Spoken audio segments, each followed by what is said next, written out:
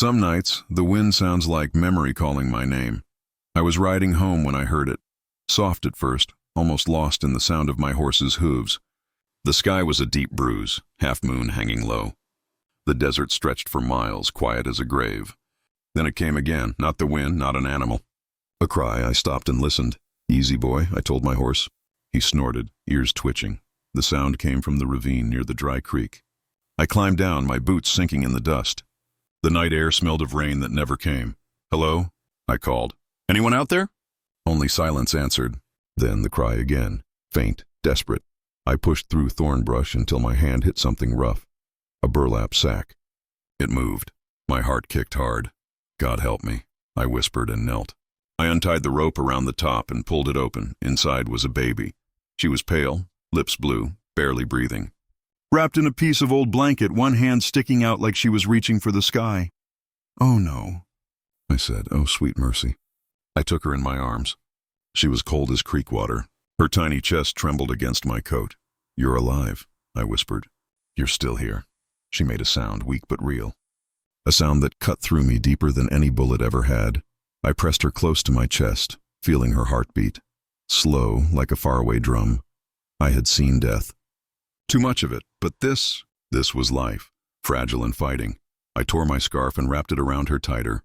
"Hold on, little one," I said. "Hold on for me." My horse shifted behind me. The stars had come out, cold and sharp.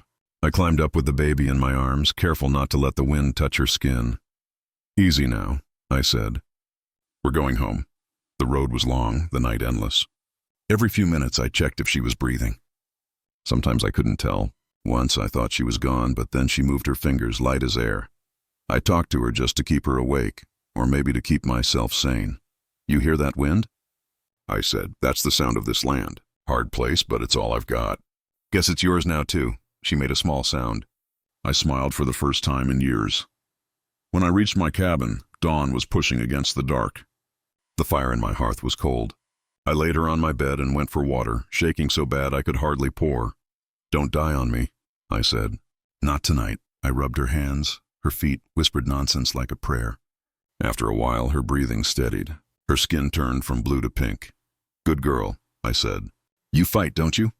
She opened her eyes then, gray like storm clouds. "Hey there," I said softly. "Who'd leave you out there?" Of course, she couldn't answer.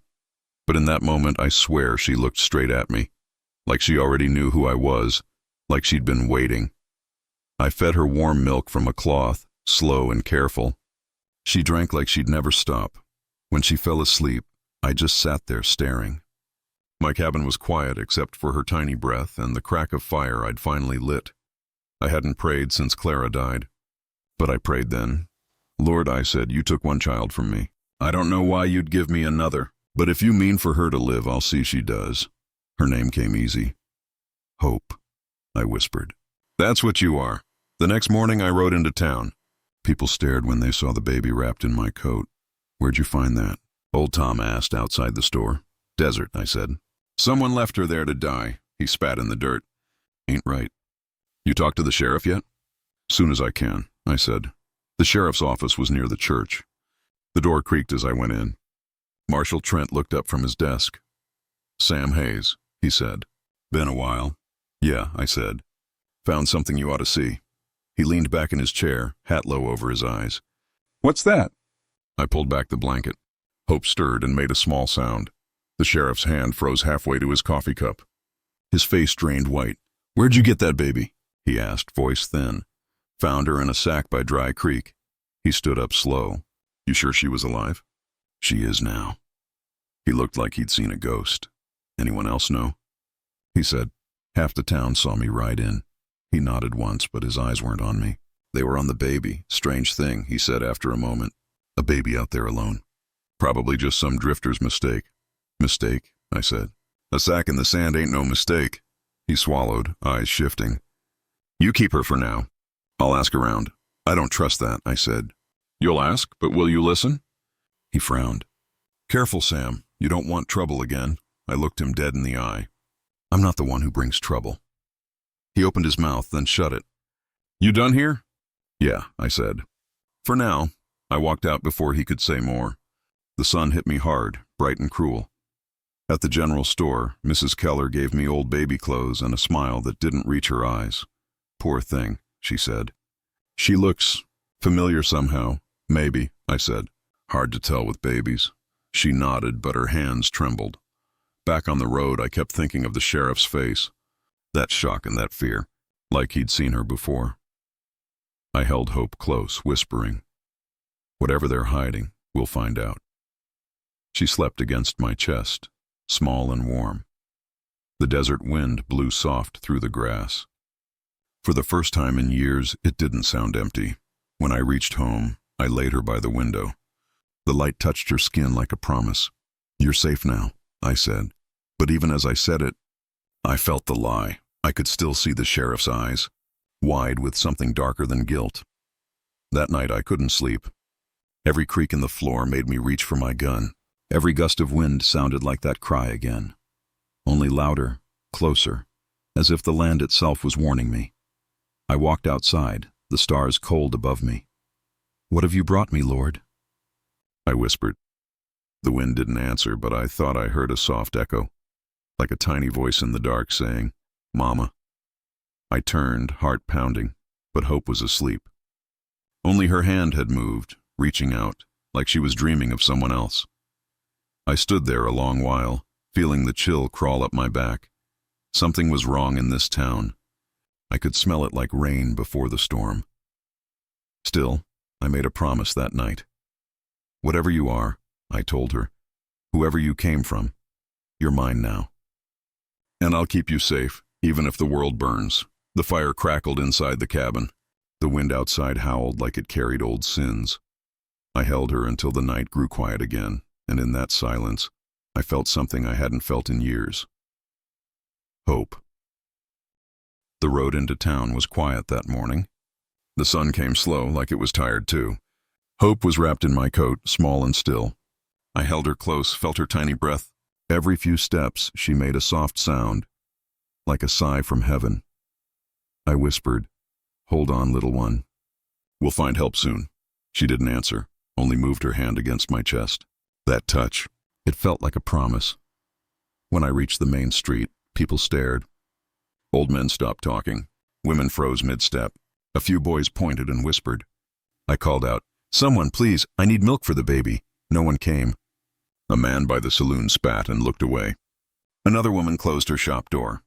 Only the wind answered me, moving dust across the ground. "Please," I said louder. "She's dying." Still nothing. Only their eyes, cold, scared, pretending not to see. An old lady near the church crossed herself. She whispered, "God forgive that child." I frowned. Forgive her for what? She turned her back and walked inside. I looked down at Hope. Her lips were dry. Her eyes half open, searching. My heart hit my ribs like a drum. I ran to the doctor's office. "Doc Reeves," I shouted, pushing the door open. He looked up from his papers. His white coat was gray with dust. When he saw the baby, his face went pale. "What in hell? Where did you find her?" he asked. "In the desert," I said. "In a sack. She's alive but weak. I need milk, please." He stared for a long time. Then he locked the door behind me. His voice dropped low. "You shouldn't have brought her here." "What are you talking about?" "She shouldn't exist." "What do you mean?" He sighed. "You don't want to know." I stepped closer. "Doc, if you don't tell me, she'll die." He rubbed his forehead. "Fine, I'll give you what you need. But listen to me, Sam. Don't ask who she belongs to." My blood ran cold. "You know?" He didn't answer. He went to a cabinet, poured warm milk into a small bottle, and handed it to me. "Take her home," he said. "Far from here." "Why?" I asked. "Because trouble follows that baby," he whispered. "And this town has no mercy left." I stared at him, trying to read his face. His hands were shaking. He wouldn't look at me. I fed Hope there, on his old wooden table. Her tiny lips found the bottle. She drank slow, but she drank. Color came back to her cheeks. Tears came to my eyes, hot and unwanted. Doc Reeves said quietly, "You still live out by the old river, right?" "Yeah," he nodded. "Stay there. Keep her safe. Don't let the sheriff see her." I frowned. "The sheriff, why?" "Just don't," he said. "I've said enough." I stood, holding Hope tighter. "Thank you, Doc." He didn't smile. He only said, "May God protect you both." Outside, the air felt heavier. The town looked smaller somehow. Empty hearts hiding behind wooden walls. At the end of the street, I saw Sheriff Trent. He leaned against the post office rail, hat low over his eyes. He used to be my friend. We'd fought fires together, buried our wives in the same week.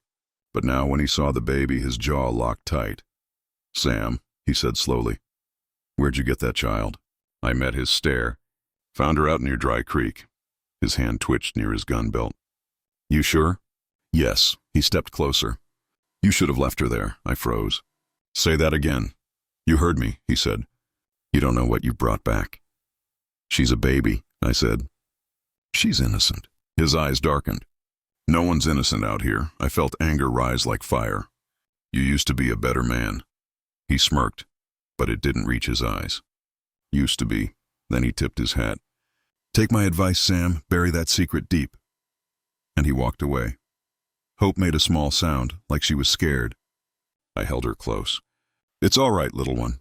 I won't let anyone hurt you." I started home before sundown. The road stretched empty ahead. Every shadow felt alive. Every sound made me turn. I kept thinking about Trent's face. That fear, not anger. He wasn't warning me to protect me. He was warning me to protect himself. At the river crossing, I stopped to rest.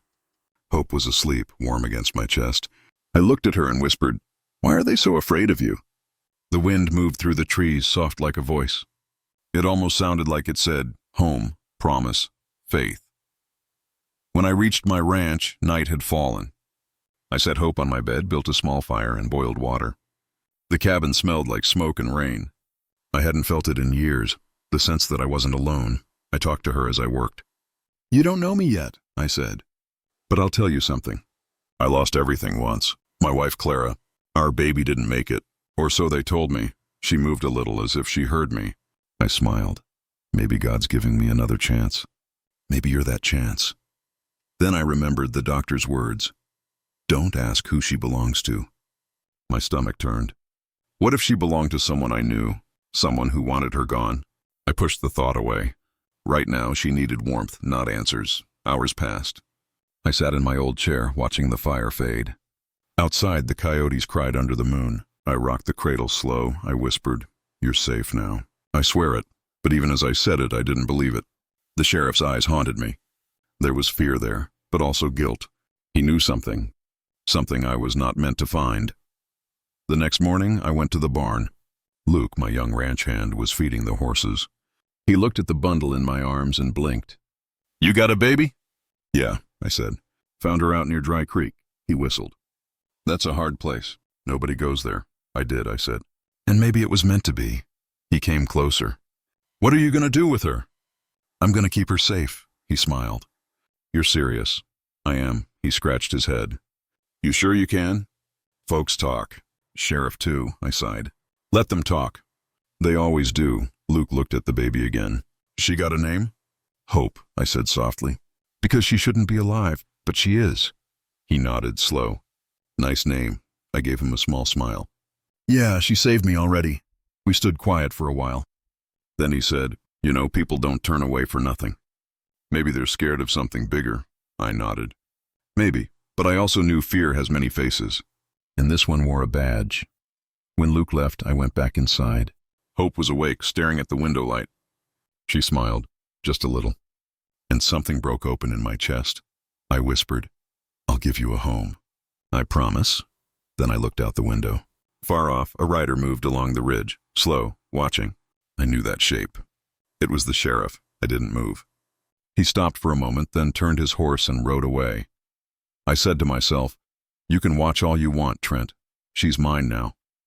Hope cooed softly like she agreed. I touched her hand and smiled. The road ahead would be long, I knew that.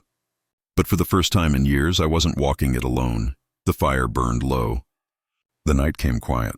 Outside, the wind whispered again, home, promise, faith, and I whispered back, "Yes, I'll keep my promise." The wind howled outside that night. The roof creaked, the fire hissed, and I sat by the cradle, watching Hope breathe. Her small chest moved slow, like she was counting stars only she could see. I whispered, "You sleep easy, little one. I'll guard you." Her tiny hand twitched. I smiled without meaning to. It had been years since I smiled at anything. The rain started again. Drops tapped the window, soft but steady. I felt the cold inside my bones. Nights like this used to bring peace. Now they brought ghosts. I heard Clara's voice again, the same soft tone that haunted my dreams. "Sam," she used to say, "promise me you won't drink alone." I laughed once, bitter. "Too late, Clara," I muttered. "Way too late." The bottle on the table was half empty. I pushed it away. I didn't want Hope to grow up seeing me drown like that. The door creaked behind me. "Evening," a voice said. I turned fast. It was Pastor Miles, tall, calm, his coat dripping rain. "Preacher," I said, "you walk through storms for sinners?" He smiled faintly. "You're not the only one worth the walk." I nodded toward the fire. "Sit, you look frozen."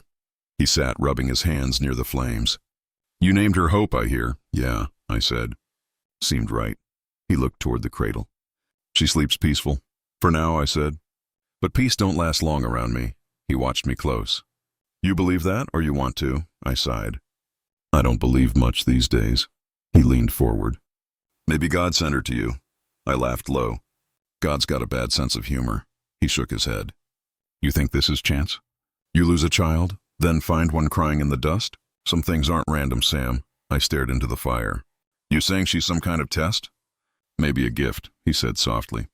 "A promise you didn't know you still had." I didn't answer. The flames flickered like they wanted to speak for me. The preacher stood. "You can't live with ghosts forever," he said. "Let the living save you." "Preacher," I said, "ghosts are all I got left." He walked to the door. "Then stop feeding them," he said, and left. The door slammed. The room fell silent, except for the rain. I sat alone again. The words stayed in my head, sharp as nails. "Let the living save you." I looked at Hope. Her tiny fingers curled around the blanket. I whispered, "Maybe I'm not worth saving." The fire dimmed, and the wind moaned against the walls. Morning came gray and heavy.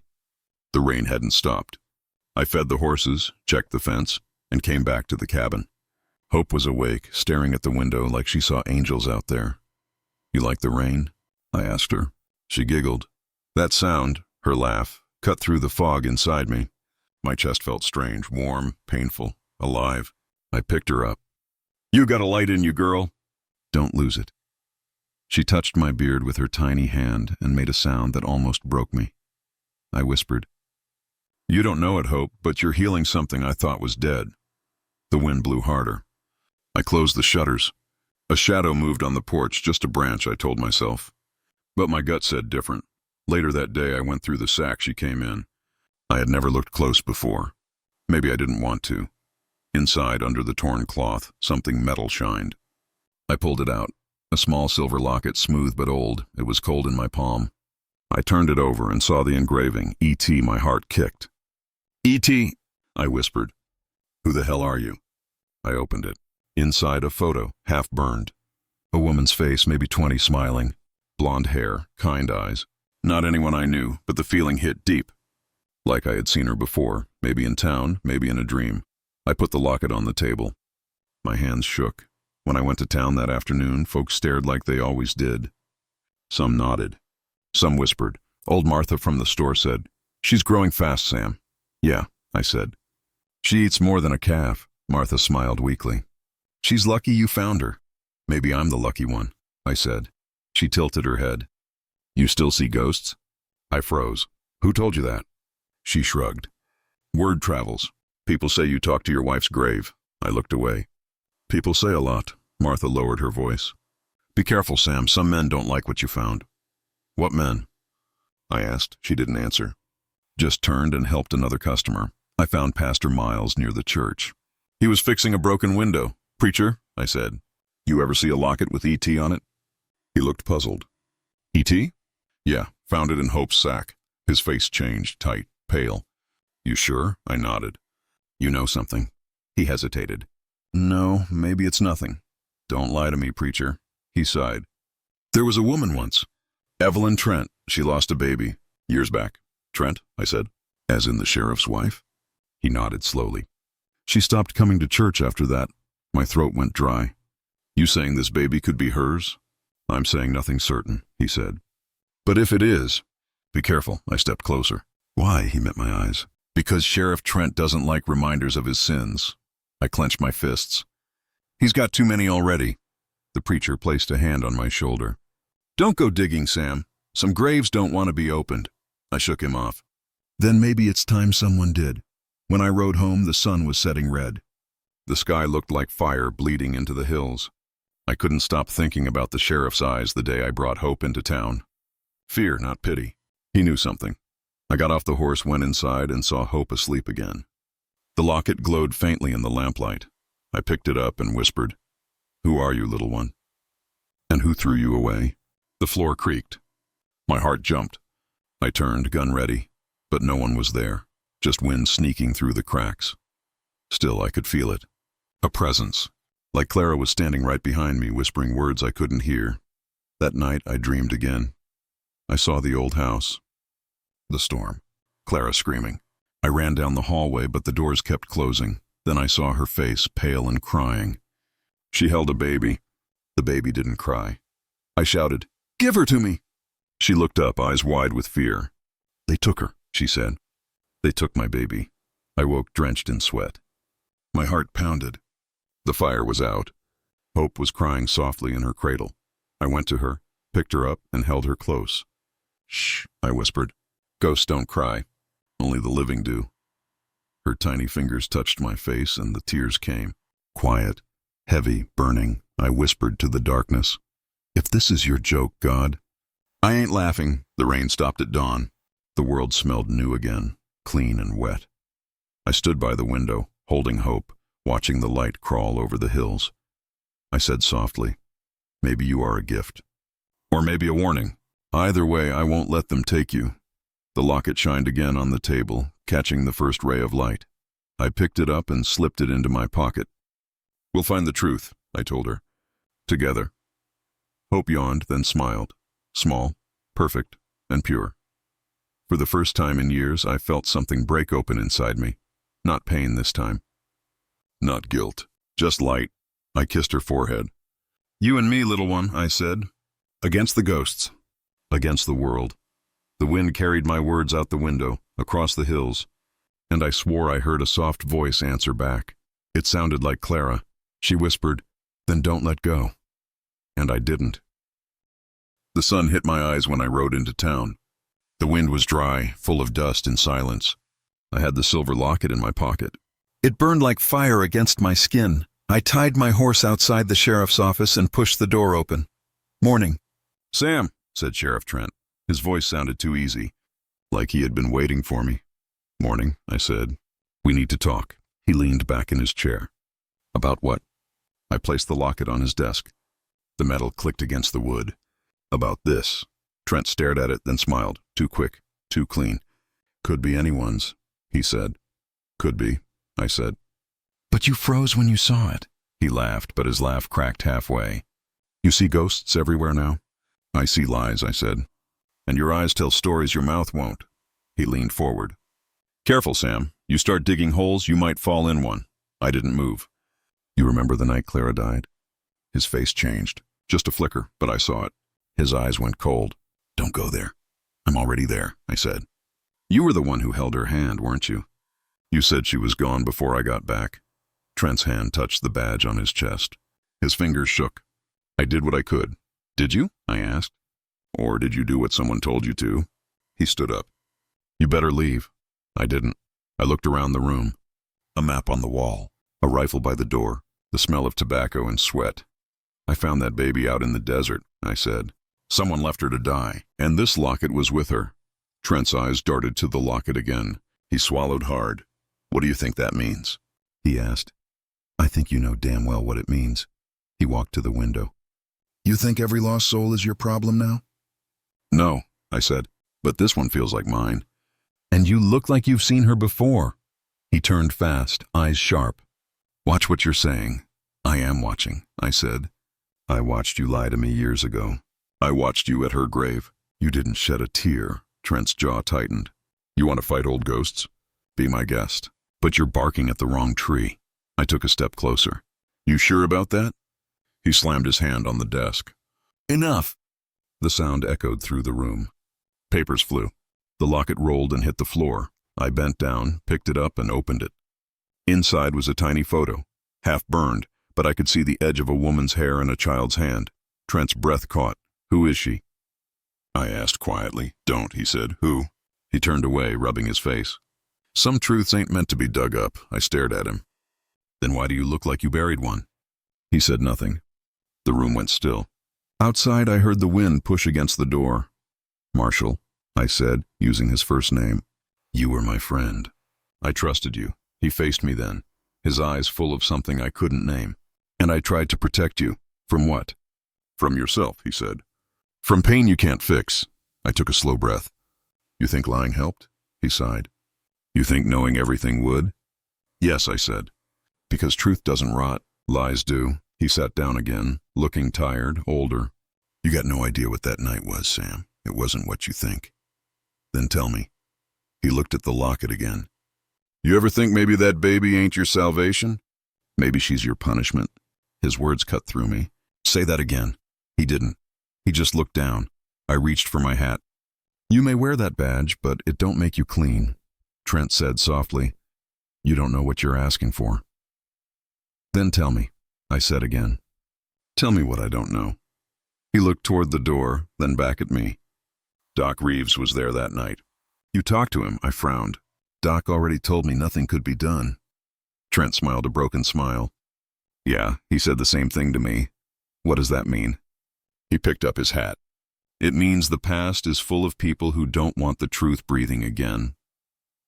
"I'm not one of them," I said. "Then you'll get hurt," he said. "I already am." We stood there, staring at each other. I could see sweat on his neck, the twitch in his jaw, the ghost behind his eyes. "You're scared," I said. He chuckled. "Of you?" "No," I said. "Of her." That stopped him. He blinked. "What?" "You're scared of that baby," I said. "You look at her and see something you don't want to see." His face went pale. "You're talking nonsense." "Then say her name," I said. "What?" "Say her name," I repeated. "Say Hope." He opened his mouth, but no sound came. His lips trembled. "Yeah," I said quietly. "You've seen her before." He slammed the desk again harder. "Enough!" I didn't move. "You want to bury me too?" He pointed to the door. "Get out." I stepped closer.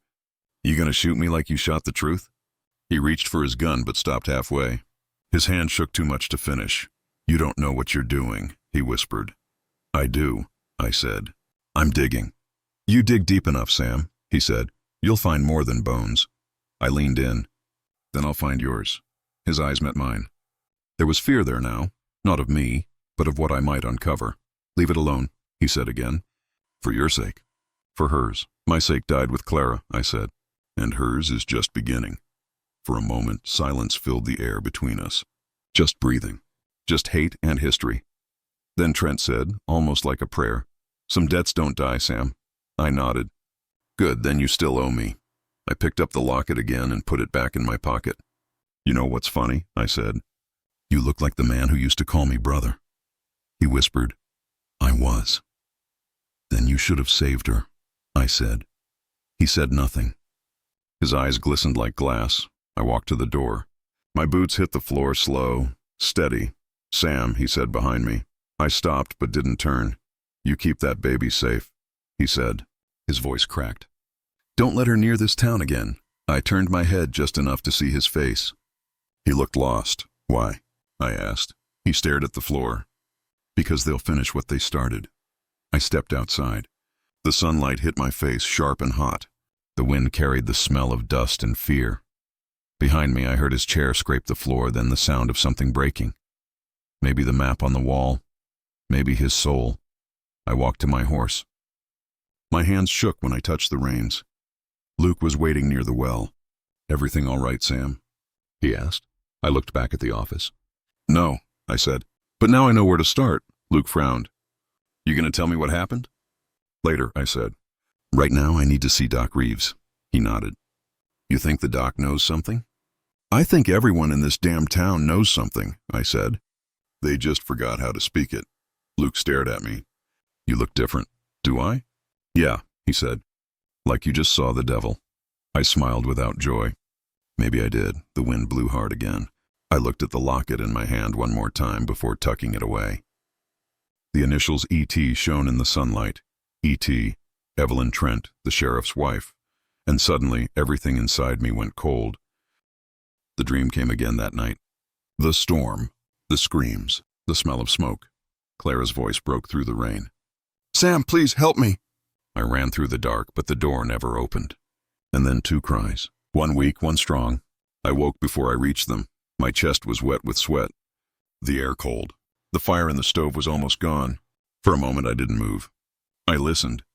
The wind scratched the window. Then silence. Too much silence. I turned my head toward the corner. Hope's crib stood there, empty. I threw off the blanket and stood fast. "Hope?" My voice broke. No sound. No cry. Nothing. "Hope!" I shouted again, running to the door. It was open. The wind pushed it, slow and cold. Snow drifted across the floor. My heart dropped. I grabbed my coat, the lantern, my gun. "Hope!" I yelled into the night. The snow carried my voice away. Then I saw it. A shadow near the fence. Something small. Something wrapped. I ran through the snow and dropped to my knees. God, no. It was her. She was outside, wrapped in a blanket that wasn't hers. Her skin was warm, not cold. Her eyes blinked at the light. She smiled. That small, tired smile. I held her tight. "Who did this to you?" I whispered. She touched my beard and laughed a little. I looked at the blanket.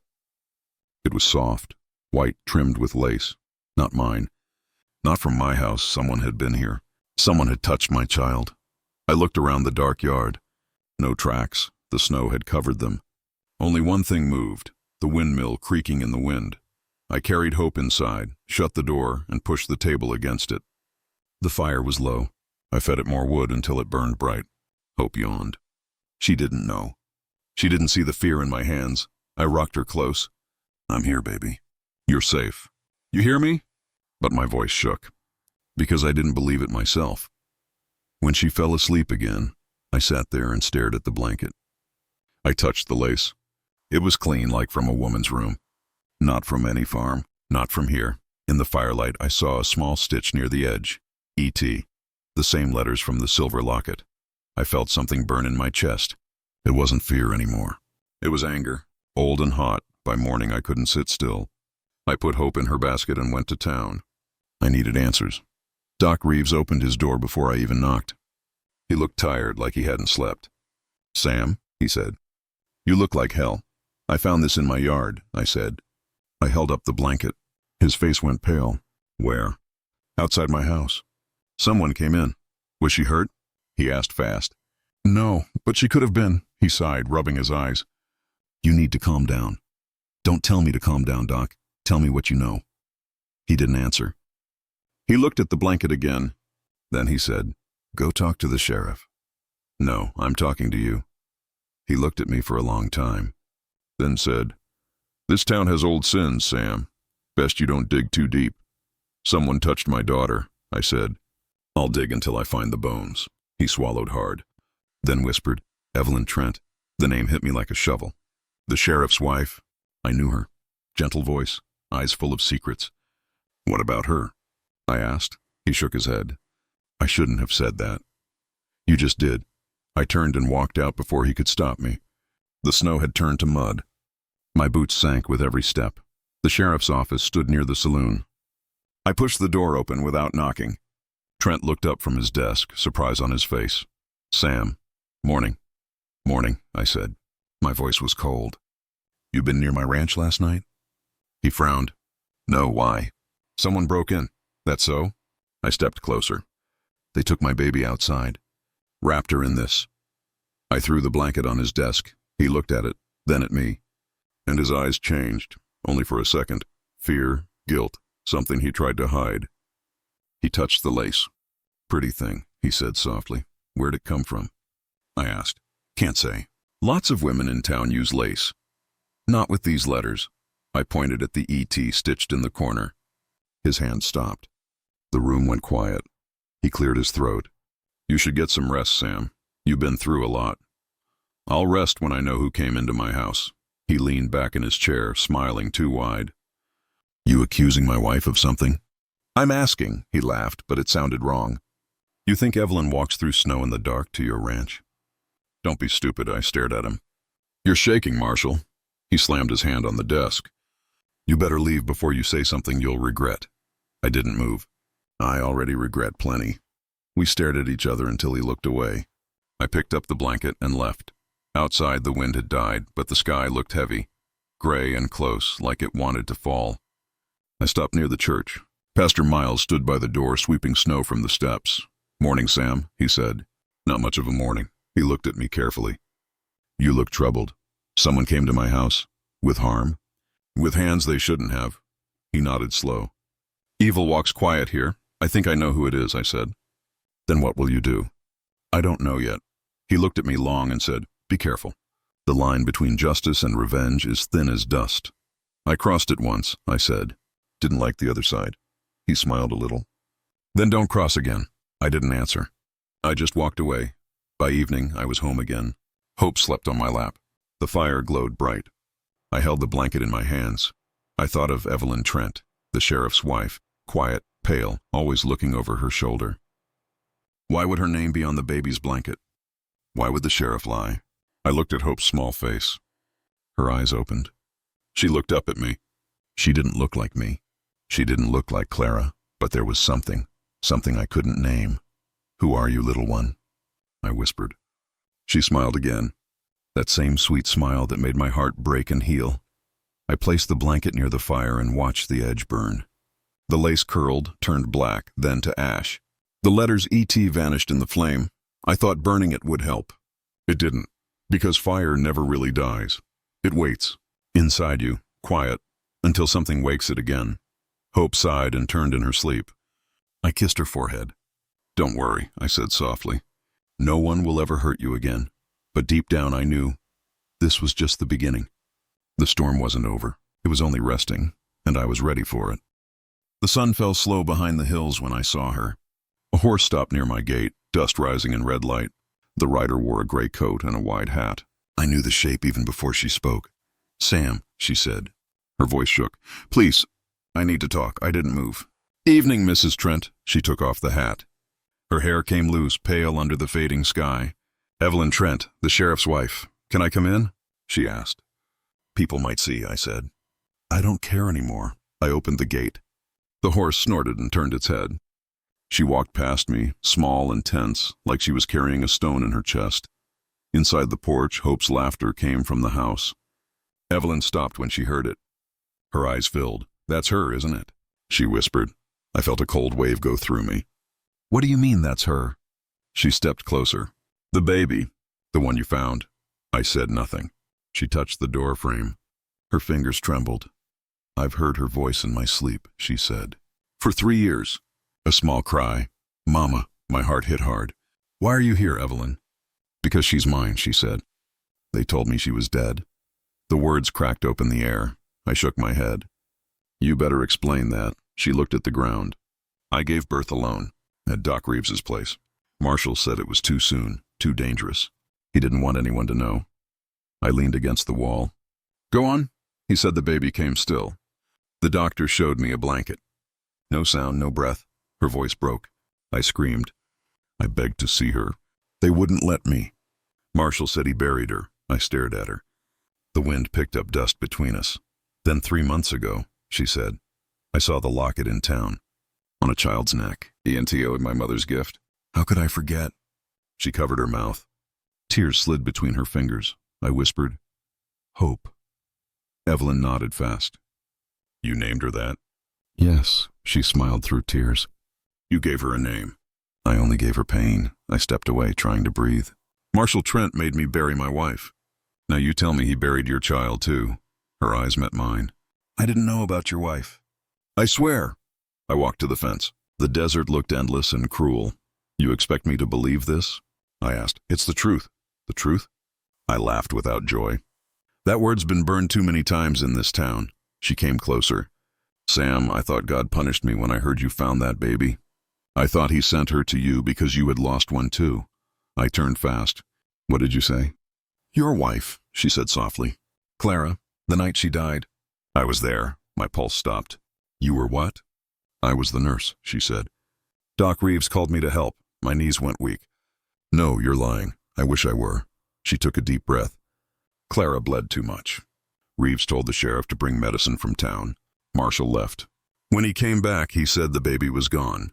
He told us Clara was dead and took the body away. Reeves never spoke again. I felt the ground move. Everything I had believed, my grief, my guilt, spun like dust in the wind. So he lied, I said. He lied to both of us. She reached out. Sam, I didn't know. I swear to you, I pulled back. Don't touch me. Tears streamed down her face. Please, I need you to understand. I didn't abandon her. I thought she was gone. Hope cried inside the house. That small sound cut through every wall. Evelyn turned toward the door. May I see her?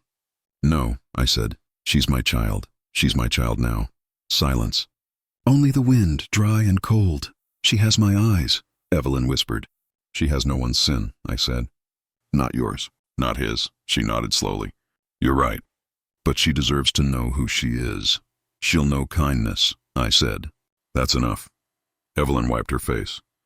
You don't understand what Marshall is. If he learns she's alive, he'll come for her. I'm ready, I said. He's sheriff, she warned. He'll call you a thief, a madman. I've been both, I said. It won't be new. She gave a small broken laugh. You haven't changed. I did, I said. The day I found her. She looked toward the sunset. I wish I had your courage. Courage? I said. I just got nothing left to lose. Evelyn walked a few steps into the yard.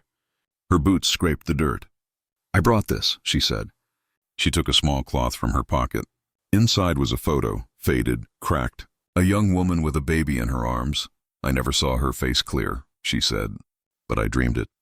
Now I know why. It was her. I stared at the picture, then at her. What do you want from me? Not forgiveness, she said. Only the chance to help.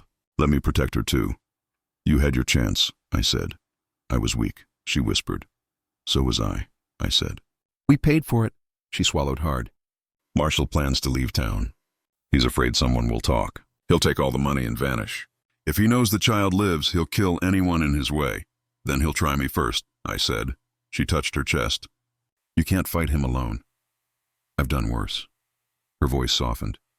Please, Sam, let me stand with you. I studied her face.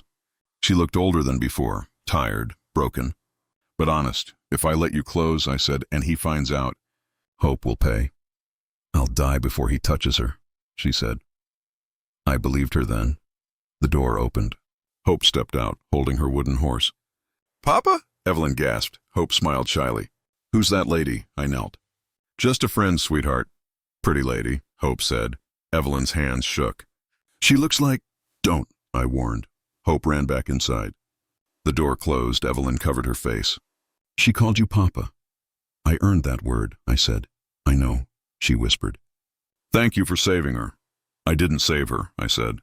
She saved me. We stood in silence until the first stars came out. She said, What will you do now? Whatever I must. I can give you proof, she said quickly. Letters. Papers Reeves hid. They show what Marshall did, how he took money from Judge Coleman, how he lied about your land, your wife, everything. My breath caught. Why bring them to me? Because I owe you truth, she said, and because I'm done being afraid. She handed me a small envelope, tied with a red string. If I die, she said, make sure the world knows. You won't die, I said. People who love you do, she whispered. Her horse stamped the ground. She turned to mount. Evelyn, I said. She looked back. What will you tell him? The same lie he told me, she said. That our child is gone, I nodded. Then he'll never see what he threw away. She smiled faintly. Take care of her, Sam. I will, I said. No one takes her from me now. She rode off into the dark, dust trailing behind. I opened the envelope under the lantern. Inside were papers, receipts, a list of names, and one photograph of Marshall Trent standing beside Doc Reeves's wagon. The same night Clara died. The fire in my chest woke again. Now I knew what I had to do. Hope's small voice came from inside. Papa's story? I folded the photo and put it in my coat. Soon, baby girl, I said. Soon. I looked at the stars, bright and cold. The wind carried her last words back to me. She's mine. I whispered, not anymore. The sun burned low when I saw them riding in. 4 horses. Dust behind them. The sheriff led them, hat low, hand on his gun. I stepped out from the barn. My hands were dry, but my heart was not. "Evening, Sam," Trent said. His voice was calm, too calm. I said nothing. He nodded at the barn. "She in there?" "Who?" I asked. "You know damn well who," he said. "The baby, the girl." "She ain't yours." I took a slow breath. "She's mine now." He laughed once, sharp as broken glass. "You can't steal a child and claim her yours." "I didn't steal her," I said. "I saved her." Trent's eyes turned cold. "That's not for you to decide." Behind him, 2 deputies shifted. One held a rope. Another had a rifle. "Put the rope down," I said. "You won't need it." Trent smiled. "Maybe I will." He looked past me. "Bring her out, Sam. Don't make me take her." "She's inside," I said, sleeping. "You wake her, you'll answer to me." Trent leaned forward on his horse. "You think you can fight the law?" I looked at his badge. That badge used to mean something. His smile faded. "It still does." "No," I said. "Now it means money." He sighed like he was tired. "Sam, I gave you chances." "You could have stayed quiet." "I was quiet," I said. "Until you came burning through everything I love." He looked confused. "Burning?" "Don't act blind, Trent.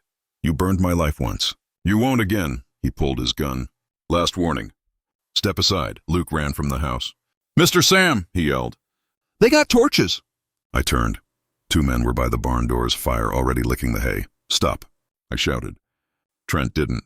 He only said, "You made this hard." Flames caught fast.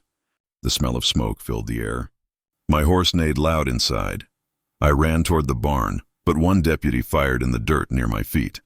"Stay back!" he shouted. "Let me get him out." I cried. Trent shook his head. "He's just a horse." I stared at him. "You ain't a man!" The fire roared. The roof cracked. Then came the scream of an animal in pain, long, deep, dying. I dropped to my knees. My hands hit the dirt. My heart turned to stone right there. Luke ran to me. "Sam, the barn's gone." I grabbed his arm. "Get Hope out." "Take her to the cellar." "Don't stop for anything." He nodded fast and ran. Trent called, "You done, Sam?" "You give her now, or I'll burn your house next." I stood. I wiped the dust from my face. My hands were shaking, but not from fear. "You burned enough," I said. He smirked. "That your answer?" I nodded. "Yeah, that's my answer." Then I fired first. The shot hit the ground near his horse's hooves. The animal screamed, reared, and threw him off. His deputies shouted, pulling their guns. Bullets hit the fence, the dirt, the old trough. I ducked behind the water pump. 1 bullet tore my sleeve. Another grazed my arm. The firelight made everything red. "Sam!" Trent shouted. "You'll hang for this?" "Then you better make it worth it." I yelled back. I fired again. 1 man dropped his rifle. Another fell from his saddle, cursing. Trent crawled behind a wagon. I saw his eyes over the wood, full of hate. He fired once. The bullet hit my side. I fell hard. The world spun. Pain filled me like water in a broken well. I pressed my hand to the wound. Warm blood ran through my fingers. Trent walked over slowly, gun aimed. "You had a good run," he said. "Could have kept quiet. Could have lived." I smiled weakly. "You first," he frowned. "What?" "Live," I said. "You forgot how." He kicked my gun away. "Where's the girl?" "Safe," I said. "You'll never touch her again." He looked down, breathing heavy. "She ain't yours, Sam. She's mine to take." I spat blood. "She's nobody's to own." He raised his gun. "Then she dies." Before he could shoot, Luke came running with the shotgun. "Leave him!" Luke screamed. Trent turned, too slow. The blast hit his shoulder. He fell back, roaring in pain. "Luke!" I shouted. "Go!" He shook his head. "I ain't leaving you." Trent's deputies started to run, dragging him to his horse. He shouted at them, voice breaking, "Kill them both!" They fired once more before fleeing into the night. 1 bullet hit the porch post. Another hit me again, low in the leg. The horses vanished into the dark. The fire burned behind us. Smoke covered the stars. Luke crawled to me. "Sam, you're bleeding bad." "I know." He pressed his hand on my side. "We need a doctor." "No doctor," I said. "Not Reeves. Not anyone from that town." He looked scared. "You'll die." "Maybe," I said, "but not tonight." I tried to stand, failed, and tried again. He helped me up. My leg screamed. We moved slow toward the well. The night smelled like smoke and death. "My home, gone. My horse, gone." Luke whispered, "Why'd they do this?" I looked at him. Because truth burns more than fire. He nodded, not understanding, but he stayed quiet. At the well, he washed my wounds with cold water. I bit down on my sleeve to stay quiet. Sam, he said softly. What now? I looked at the fire eating what was left. Now, I said, we bury the rest. We worked till dawn. When the fire died, only ash and black bones remained. I buried my horse near the fence. I buried my Mercy beside him, Luke cried. It ain't right. No, I said. It's not. He looked at me. You gonna let them go? I met his eyes. No, I'm gonna end it, he swallowed. How? Same way they started it, I said. With fire and truth, he was silent. Only the wind spoke. I felt it against my face, hot, dry, like breath from hell. Go to town tomorrow, I said. Find Pastor Miles, tell him what happened. What about you? I got a road to ride. He shook his head. You can't even stand. I can crawl if I have to, I said. But I'll go, he didn't argue. He knew I would. I looked at the sunrise, red like blood. This land won't see peace, I said. Not till I give it. He whispered, that ain't peace, Sam. That's war. I nodded. Then war it is. We sat there till the sun climbed higher. Ash rose in the wind like lost souls. Luke finally said, she's safe in the cellar. I nodded. Good. He looked at me again. You really love her, huh? I smiled weakly. She's all that's left of the good, he said. You'll kill them, won't you? I'll do what needs doing, I said. He didn't speak after that. Neither did I. We just watched the smoke fade. When he finally went inside, I stayed there alone. The world felt empty, but my chest burned hot. I whispered to the ashes. They took my home, my blood, my light. Then I said softer, but they ain't taking my heart. I pressed my hand to the ground. It was warm, alive, like it still remembered everything we lost. I closed my eyes and made a promise. To the dust, the fire, the blood. I'll come for you, Trent, I said. I'll come for you all. Then I stood bleeding but alive. And I walked down the road toward the rising sun and the silence after fire. The night smelled of smoke and rain. I waited near the old bridge, watching the town lights flicker like dying stars. The road was empty, only the wind and me. I touched the scar on my arm. It burned, like memory. Luke rode up, his horse wet with sweat. Sam, he said out of breath, you sure about this? I looked at him. I was sure the day they burned my home. He swallowed hard. Sheriff's men are watching the courthouse. Good, I said. That's where I want them. Luke looked scared. You don't have to do this. I smiled a little. Son, I already did. He opened his mouth, then closed it. I gave him a folded note. If I don't come back, give this to Hope. He shook his head. Don't talk like that. I have to, I said. Because justice doesn't live in daylight anymore. It hides in shadows. I moved through the alley behind the saloon. The ground was wet. Every step echoed like a heartbeat. I pushed open the back door. The room smelled of whiskey and fear. Judge Coleman sat at a round table counting money. He looked up fast. You shouldn't be here, Hayes. I stepped closer. Neither should your conscience. He laughed, but his hands shook. You think killing me will fix you? I don't want to fix me, I said. I want to fix what you broke. He leaned back. You got no proof. I threw a ledger on the table. The pages were damp but clear. That's your handwriting. Bribes, false deeds, blood money. You sold the town's soul. He tried to grab a pistol from his coat. I kicked the chair and he fell. Don't, I said. I came for truth, not death. He stared up at me. You're too late for truth, cowboy. Maybe, I said, but I still got time for justice. Outside, the wind picked up. The fire from the saloon lamps cast long shadows. I could see my reflection in the window, a man I didn't know anymore. Pastor Miles stepped out from the dark. Sam, he said softly. I froze. You shouldn't be here, Pastor. Neither should you, he said. Vengeance belongs to God. Then he should have come sooner. Miles sighed. You're walking on broken glass. Every step cuts deeper. I looked at the road behind him. I already bled, Pastor. Now it's their turn. He put his hand on my shoulder. Mercy, Sam, show mercy. I shook my head. Mercy is for the living. These men killed Mercy long ago. He looked down. What about Hope?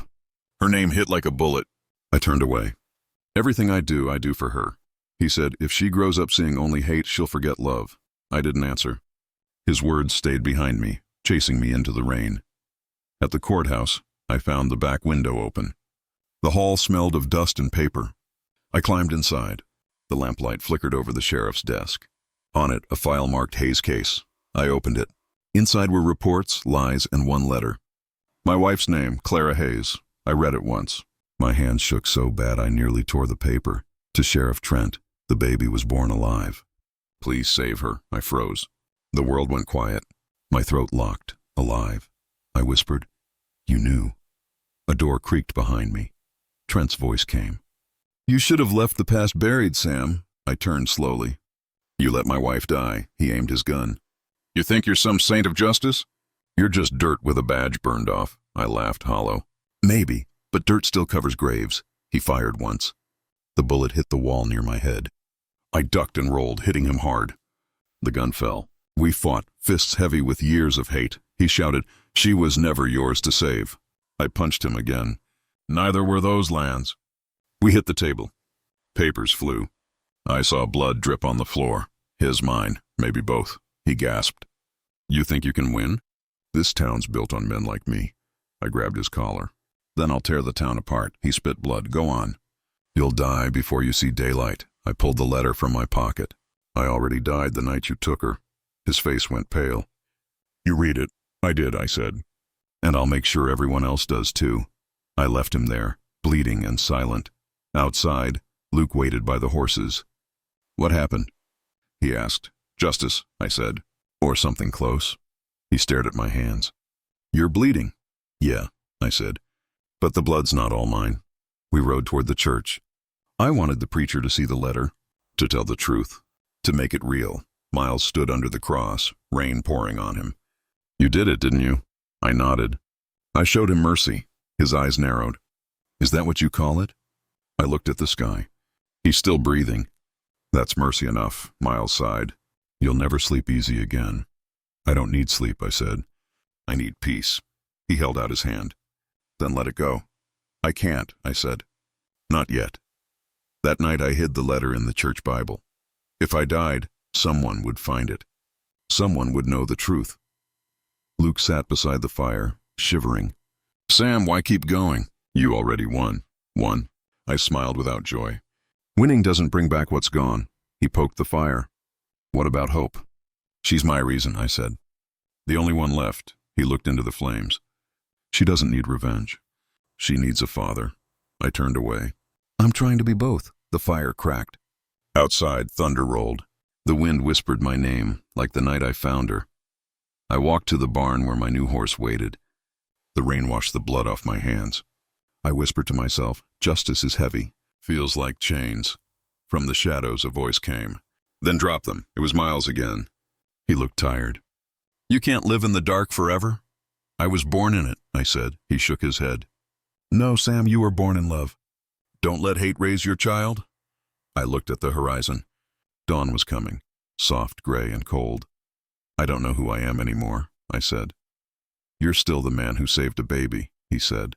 That's who you are. I wanted to believe him. Maybe one day I would. He walked away, leaving me with the road, the rain, and the silence. I looked up at the cross above the church. Water ran down like tears. Maybe justice isn't about winning, I whispered. Maybe it's about not running anymore. The wind answered with a low sigh. I took my saddle and walked into the dawn. Behind me, the town slept, dreaming of peace. Ahead, the road waited, long, quiet, and full of shadows. I rode toward it, not knowing if I was leaving revenge or finding mercy. Either way, the fire in me had dimmed, and for the first time in years, I could breathe. The rain fell hard that night, cold, heavy, mean. I walked through the mud toward the old church. The roof was half gone. The wind howled through the cracks. I saw his shadow near the altar. Sheriff Trent, his hand rested on his gun. Mine already held one. Don't do this, Sam, he said. His voice shook like an old door in the wind. I didn't come to talk, I said. You took everything from me. My wife, my peace, my years. He raised both hands slowly. You don't understand. Oh, I understand plenty, I said. You lied. You stole. You watched Clara die. Trent's eyes darted to the cross behind me. God help me, I didn't mean to. God left this town when you buried my wife, I said. He looked old now, gray, tired. Rain ran down his face like tears. Where's Hope? He asked. Safe, I said. You won't touch her again. He shook his head. You shouldn't keep her. She's not yours. She's more mine than yours, I said. I found her when you threw her away. Trent took a step closer. You don't know the truth. Then tell me, I said. Right here, in this broken church. He looked at the floor. I never wanted this, he whispered. Evelyn was sick after losing the baby. I thought she'd die if she knew. Losing the baby? I asked. She didn't lose her. You left her to die. Trent's hands trembled. It wasn't me. It was Reeves, the doctor. He said the baby was stillborn. Don't lie, I said. I saw your name on the report. I saw your signature. He swallowed hard. The judge. He wanted silence. Evelyn had the baby with someone else. Clara's nurse. The affair was her shame, not mine. But the nurse, she threatened to talk. Reeves told me to end it before it spread. I let him handle it. I thought he gave the baby away. I stepped closer. The rain hit the roof like bullets. So Clara's death? I said. What about her? Trent's eyes shifted. That was an accident. Say it again, I said. Look me in the eyes when you lie. He didn't. His shoulders sank. She found the letter, he said. The nurse wrote to Evelyn asking for money. Clara read it. She came to me, said she'd tell everyone. She said you deserved the truth. Reeves was there. Things got bad. She started bleeding. Reeves said we could still save her if we didn't waste time talking. But then he told me to keep her quiet. She was screaming my name, Sam. I couldn't. My chest burned. Every word cut deep. You let her die, I said.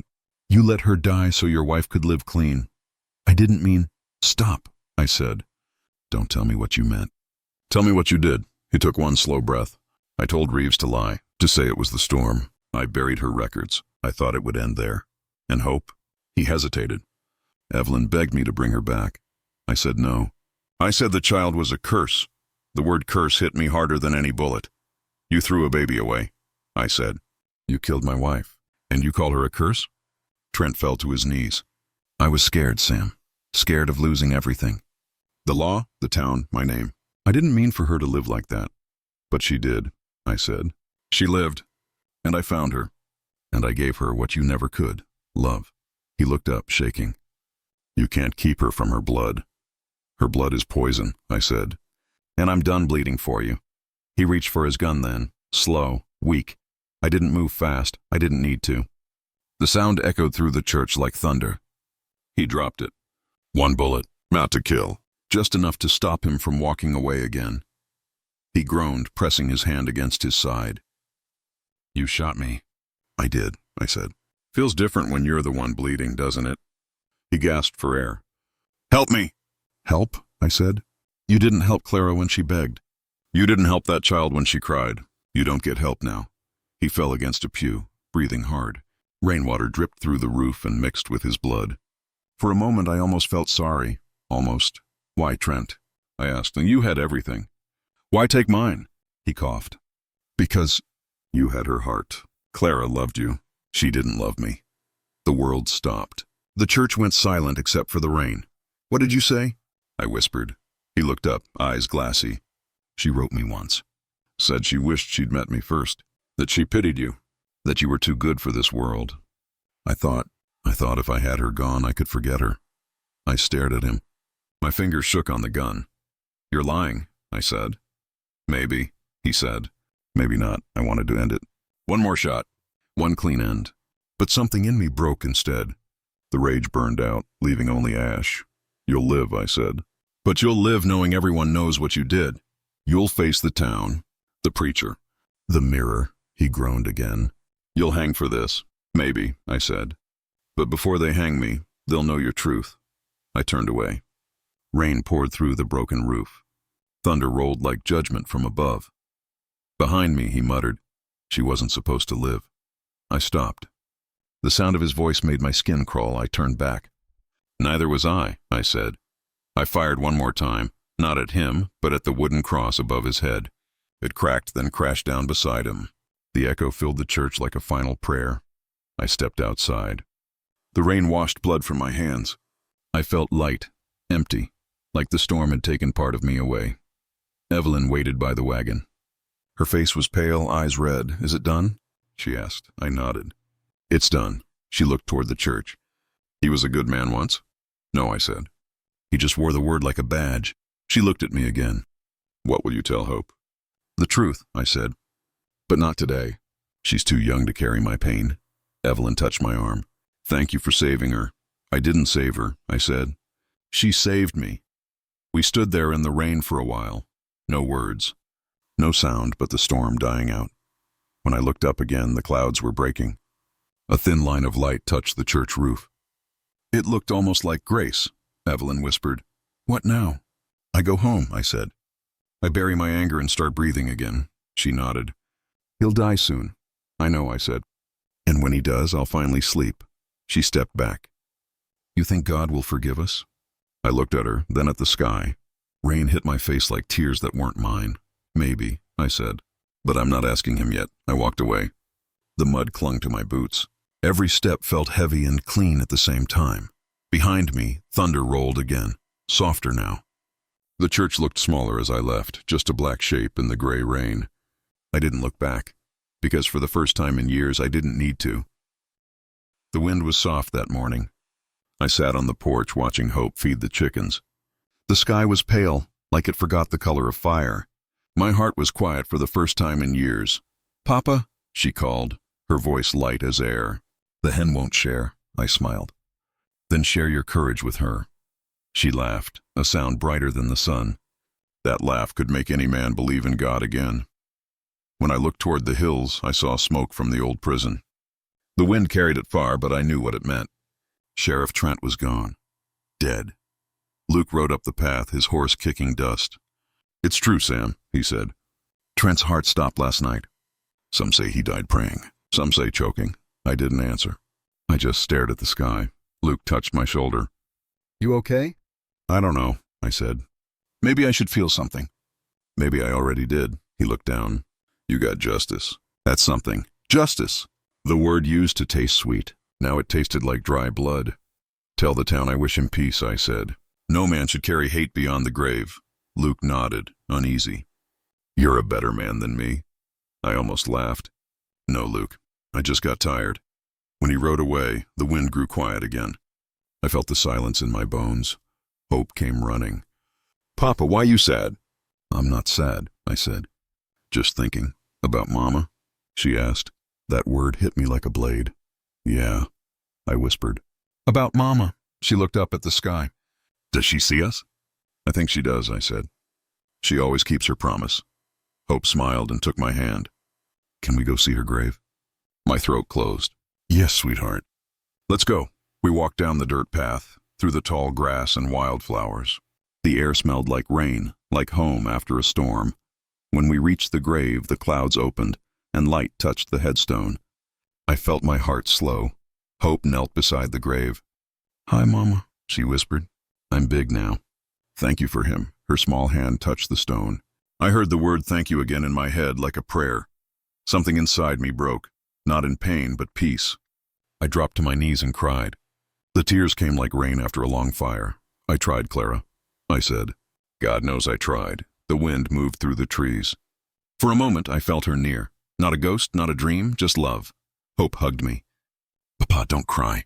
"Mama says it's okay." I looked at her. "She told you that?" Hope nodded. "In my sleep." She said, "You can rest now." My chest tightened. I think she's right. We sat there for a long time, just listening to the wind. No words, no noise, only the sound of life still breathing around us. Later that evening, I sat by the fire. The old Bible lay open on the table. Pastor Miles had underlined one verse long ago. "Mercy is stronger than judgment." I read it again and again until the letters blurred. Evelyn Trent had vanished months ago. Some said she left for the coast. Others said she joined a convent.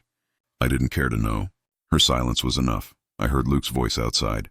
"Sam, you awake?" "Yeah," I said. He stepped in, hat in hand. "I thought you'd want this." He handed me a folded paper. "What's that?" "Trent's confession. They found it in his cell. He asked the priest to give it to you." I froze. My hands shook as I opened it. "Sam," it began, "I took your peace. I can't give it back. I left a child to die. I let your wife die. I lied for land and pride. You were the better man. I hope she forgives me. I hope you do too. The paper trembled in my hands. Luke whispered, "Want me to burn it?" I shook my head. "No, let it live." "Truth don't burn easy." He nodded and left me alone. I stared at the paper until the fire went low. Then I whispered, "I forgive you, Trent. Not for you, for me." The night felt lighter after that. In the morning, Hope ran into the room. "Papa, let's go to town. They have sweets." I laughed. "Sweets? We're poor, remember?" She grinned. "We can pay with love." I picked her up. "Then we're the richest in town." We rode into town together. The people smiled when they saw us. Maybe they remembered the man I used to be, angry, broken. Now I just smiled back. Doc Reeves waved from his porch. "Morning, Sam. You look 10 years younger." "Maybe I finally slept," I said. He nodded. "You deserve it." At the general store, Mrs. Porter gave Hope a candy. "You're growing fast," she said. Hope beamed. "Papa says I'm sunshine." Mrs. Porter smiled. "He's right." We walked by the church. The bell rang slow and soft. Pastor Miles stood outside. "Peace suits you, son," he said. "Peace found me," I replied. He put his hand on my shoulder. "Sometimes God fixes a man by breaking him first." "I know that now," I said. Hope tugged my sleeve. "Papa, can Mama hear the bell too?" "I think she can," I said. "And she smiles every time it rings." That evening, we sat on the porch again. The sky burned orange and pink. Hope leaned on my arm. "Papa," she said, "what will we do tomorrow?" "Anything we want," I said. "We're free," she nodded. "Free feels nice." I watched the horizon. "It does." She looked at me. "Will you ever be sad again?" I smiled. "Maybe, but sadness don't own me anymore." "Because of Mama?" she asked. "Because of love," I said. The wind blew across the field. The air smelled like dust and rain. "Somewhere," a coyote cried, but it didn't sound lonely. Hope's eyes grew heavy. "Tell me a story before sleep." "What kind?" "The one about the baby in the sack," she said. I smiled. "You already know it." "Please," she whispered. So I told her. I was riding one night. I began.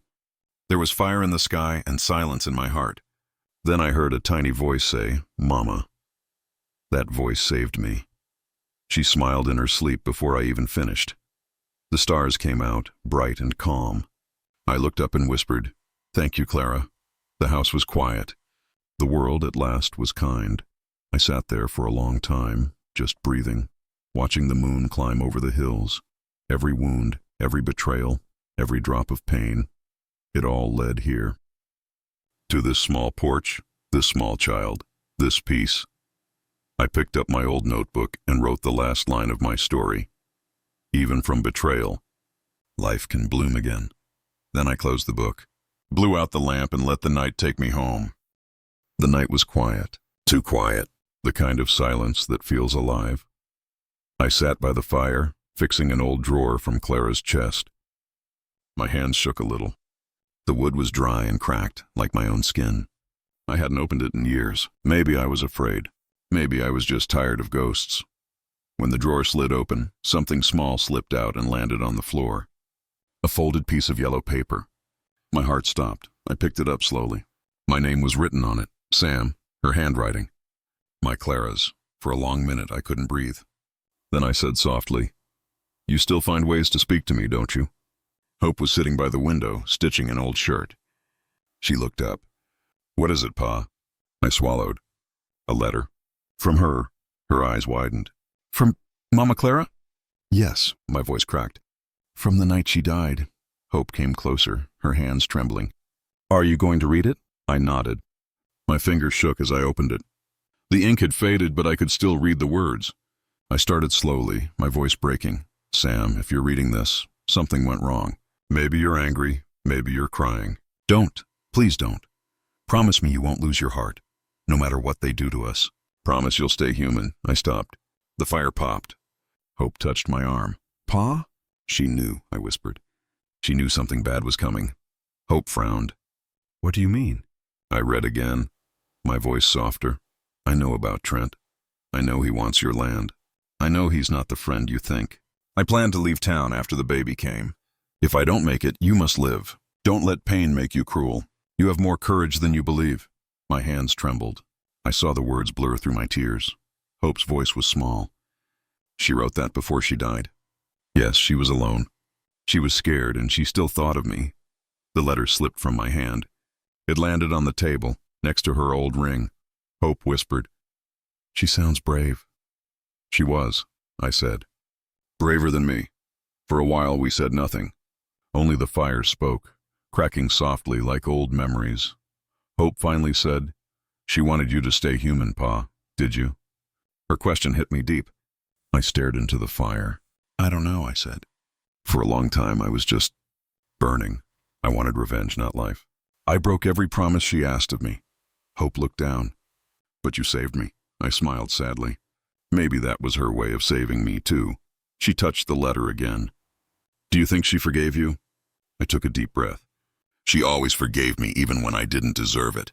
Hope's eyes glistened. I wish I could have met her. I looked at her face, the light of the fire dancing in her eyes. "You did, sweetheart. Every time you smile, she's there." Hope smiled faintly. "You always say that, because it's true." I folded the letter again and pressed it to my chest. The paper was soft, fragile, like her last breath. "I thought I had nothing left," I said quietly. "But this letter proves she never stopped believing in me." Hope said softly, "You should keep it close." "I will." I slipped it into my shirt pocket. "Next to my heart," she nodded. "That's where it belongs," I chuckled weakly. "You sound like her," she smiled. "Maybe that's because you raised me with her words." The fire dimmed a little, and I stirred it with an old iron rod. Sparks flew up, tiny stars vanishing in the dark. Hope asked, "Do you ever think about leaving this place?" I looked at the door. Beyond it lay the open road, the desert wind, the endless horizon. "Sometimes," I said. "But this land holds our story. Our pain, our truth, our promise." Hope stood beside me. "Then it's home." "Yes," I said. "Home." The clock ticked softly. The sound was steady, peaceful. I said, "When I read her words, I remembered the man I used to be. The one she loved. Not the one who wanted blood. The one who wanted peace." Hope smiled gently. "You found him again?" "Maybe," I said. "Maybe you found him for me." She hugged me suddenly, tight and warm. "You taught me everything, Pa. But the best thing you taught me was how to forgive." Her voice broke, and I felt her tears on my shirt. I whispered, "Your mama would be proud of you." Hope pulled back and looked into my eyes. "And proud of you too," I laughed softly. "I doubt that." "She would," she said. "She'd see the man who kept his promise after all." Those words stayed in my mind long after she went to bed. I sat by the fire alone, holding the letter. The night grew colder, but inside me something warm began to grow again. I whispered to the letter, "I broke your promise once, Clara, but I'll keep it now. I'll stay human. I'll keep my heart open. I'll keep loving." The wind outside moved through the cracks in the wall. It almost sounded like her voice saying my name. I smiled. "Good night, my love." The fire burned low, and the house filled with that gentle orange light I always liked. On the wall hung our old picture, her in her white dress, me in my hat. I stared at it for a long time. Then I said softly, "We made it, Clara. It took half a lifetime, but we made it." The letter lay on the table again, glowing in the firelight. I placed my hand over it. Her words still echoed. "Don't lose your heart," I whispered. "Not anymore." Outside, the night wind touched the door gently, like a hand saying goodbye. Hope called from her room, "Good night, Pa. Good night, sweetheart." I leaned back in my chair, feeling the peace I hadn't felt in years. No ghosts, no anger. Just silence. The good kind. The kind that means you've said everything you needed to say. I closed my eyes. For the first time, I didn't see fire or blood or loss. I saw her smile. I saw home, and I knew some promises take a lifetime to keep, but they're still worth keeping. The sun was soft that morning. The wind moved slow, carrying dust and peace. I packed the saddle one last time. My hands shook a little, not from age, but from memory. "Pa, you sure you have to go?" Hope asked. Her voice was bright, but her eyes said more. "I'm sure," I said. "Some roads you ride alone," she frowned. "You always say that." "I know," I smiled. "And it's always true." I checked the straps, my boots sinking in the sand. The horse snorted, tired of waiting. Hope came closer and held my arm. "Can't you stay till the fair?" she asked. "I'm baking pies this time. I'll be back before they cool," I said. She laughed, but the sound trembled. I looked at the fields. Grass moved like water under the wind. The house stood proud again, rebuilt after the fire. It looked like a place that had forgiven time. "Remember the promise?" I asked. Her smile softened. "No lies, no running, no hate." "That's right," I said. "Keep it." She brushed dust from my sleeve. "You too, Pa." I nodded. I wanted to tell her everything I felt. Pride, love, the ache of leaving. But words felt too heavy. Sometimes silence said enough. She looked at the sky. "Ma would have loved this light." "Yeah," I whispered. She would. We stood there quiet. Only the wind talked. It said the same word it had said the day I found hope. Home. She broke the silence. "Do you still hear her? In the wind?" "Sometimes," I said, "but not the same way. It's not pain anymore." "What is it then?" "Peace," I said. "That's what she sounds like now." Hope's eyes filled a little. She blinked hard, smiling through it. "I'll miss you," she said. "I'll miss me too," I joked. She laughed, then hit my arm lightly. "You're bad at goodbyes." "Never learned the trick," I said. "Maybe because you never said one," she teased. "Maybe," I said, smiling. "But I'm saying it now." I climbed onto the horse. The leather creaked under me. Hope stepped back, holding her hat against the wind. "You got food?" she asked. "Bread, jerky, and too much coffee," I said. "Water?" "2 canteens." "Money?" "Enough for a prayer." She rolled her eyes. "That's not enough." "It's all I ever needed," I said. She laughed again, but softer this time. "Be careful," she said. "The world's mean out there." "Then I'll be meaner," I said. She shook her head. "No, Pa, be kind. That's rarer." Her words hit deeper than a sermon. I nodded. "You're right, Hope, you always were." The horse moved a few steps, and I looked back one last time. Hope stood on the porch, sunlight in her hair. The same porch that once smelled of smoke now smelled of life. "Hey," I called. "You know what I hear now?" "What?" she asked. I listened for a second. "The world saying thank you," I said.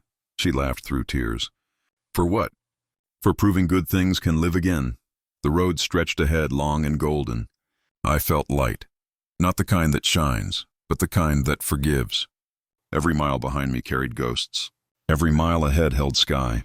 The desert had changed. Grass grew where ashes had been. Even the wind felt softer, like it remembered how to love. I spoke to the air. "Clara, we did it." The wind answered with silence, the kind that means I know. A few miles later, I stopped near the hill. The grave marker stood under the old tree, the one that never burned. I got down, knelt, and brushed away the dust. "Hey, sweetheart," I said. She's taller now. Smarter, too, and safe. The wind moved through the branches. It sounded like her laugh. I smiled. "You can rest now." "I think I can, too." For a while, I just sat there. No ghosts, no pain, only quiet. Then I pulled out the letter Clara wrote years ago. The paper was worn thin, but the words still breathed. "Keep your heart human." I touched the ink, still faintly blue. "I tried," I said. "Took me long enough, but I tried." A small bird landed near the stone. It chirped twice and flew toward the house. "Go on then," I said. "Tell her I'm fine." I stood, feeling the weight lift from my chest. The saddle waited warm under the sun. When I climbed back on, I didn't look back this time. The wind rose again, gentle and wide. "Bah!" Hope's voice carried from far behind. I turned and waved. "What?" "Don't forget the fair."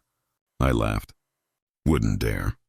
Her laughter chased me down the road, a sound brighter than music. I rode slow, not running anymore. The world didn't feel like punishment now. It felt like home. Every sound was alive. The creak of leather, the soft step of hooves, the whisper of air through grass. Even silence had color. I remembered the first night I found her, the sack, the cry that changed everything. Back then I thought life was cruel. Now I knew life was patient. The road bent west. The sky turned gold, then pink. For the first time in years, I didn't think of revenge or regret. I thought of pies cooling on a porch and a girl waiting with open arms. I smiled. "I'm coming home soon," I whispered. The wind agreed. It carried a single word back. "Mama." But it didn't hurt this time. It felt like a song, soft and endless. Maybe it was her. Maybe it was the world itself saying, You made it. I pressed my hat low, feeling the warmth on my face. The horizon shimmered like a promise. Behind me, the grave slept. Ahead, the fields glowed under the last light. The horse slowed. I breathed deep, letting the dust fill my lungs like prayer. For years I lived with ghosts. Now only love rode beside me. I whispered to the road, thank you. For pain, for mercy, for every lesson that burned but built. When the stars came out, I didn't stop. I rode under them, quiet and free. Somewhere a voice said, welcome home. I smiled. Yeah, I said, home. And for the first time I believed it.